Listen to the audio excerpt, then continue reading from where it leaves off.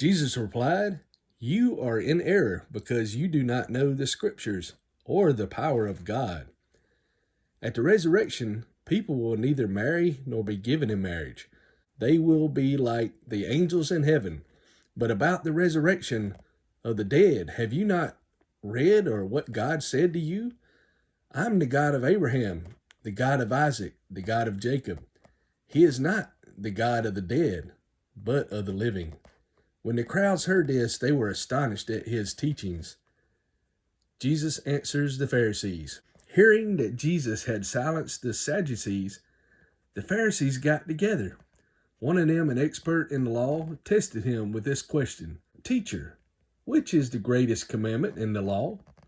Jesus replied, "Love the Lord your God with all your heart and with all your soul and with all your mind. This is the first and greatest commandment. And the second is like it. Love your neighbor as yourself. All the law and the prophets hang on these two commandments." Jesus questions the Pharisees concerning the Messiah. While the Pharisees were gathered together, Jesus asked them, "What do you think about the Christ? Whose son is he?" "The son of David," they replied. He said to them, "How is it then that David, speaking by the Spirit, calls him Lord? For he says, 'The Lord said to my Lord, sit at my right hand until I put your enemies under your feet.' If then David calls him Lord, how can he be his son?" No one could say a word in reply, and from that day on, no one dared to ask him any more questions. The marks of a Pharisee.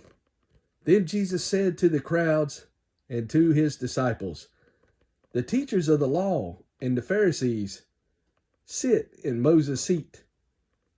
So you must obey them and do everything they tell you. But do not do what they do, for they do not practice what they preach. They tie up heavy loads and put them on men's shoulders, but they themselves are not willing to lift a finger to move them. Everything they do is done for men to see. They make their phylacteries wide and the tassels on their garments long. They love the place of honor at banquets and the most important seats in the synagogue. They love to be greeted in the market. You are in error. From the Greek verb plano, carries the idea of being deceived.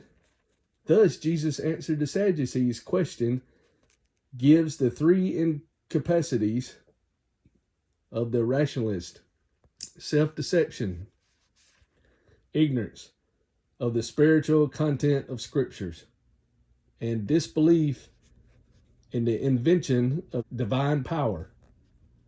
The Greek word nomikos is translated expert in the law. Here and in Luke. In Titus 3:13, it is rendered as lawyer.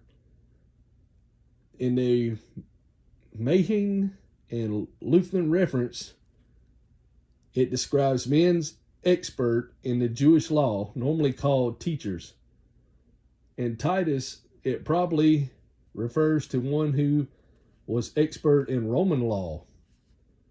Jesus' question was not personal but doctrinal. Whose son is the Messiah? Or Messiah? Verse 1 through 12 introduced the woes of the Christ pronounced upon the teachers and Pharisees, in particular emphasized the pride and self-exhaustion of these interpreters of the law. The woes are expressed in the most severe language Christ ever used. Moses' seat has reference to the position of a teacher of the law of Moses. The law is to be honored, but not the hypocritical teachers of it. That is, boxes containing scriptures, verses worn on forehead and arm, which describes the proper spiritual use of God's commandments.